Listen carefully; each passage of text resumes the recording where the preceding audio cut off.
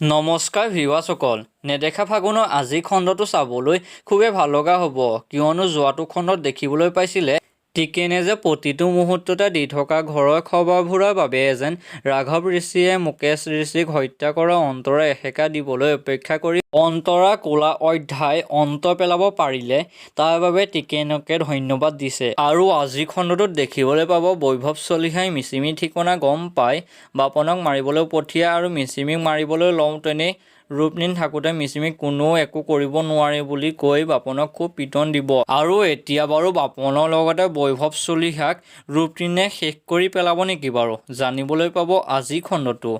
আৰু আনফালে প্ৰীতমৰ ডেডবডিটো অনিৰ্বাণে দেখি কানি কানি ভাগি পৰিব। এতিয়া বাৰু অনিৰ্বাণৰ বাবেই যেন প্ৰীতম হত্যা কৰা অন্তৰা আৰু বৈভৱ চলিহাই দুই ককায়েক ভায়েকে মিলি কি অৱস্থা কৰিব পাৰিবনে বাৰু, জানিবলৈ পাব জনপ্ৰিয় নেদেখা ফাগুনৰ আজিৰ খণ্ডটো। সঁচাকৈ ভিউৱাৰসকল, আজিৰ খণ্ডটো চাবলৈ খুবেই ভাল লগা হ'ব।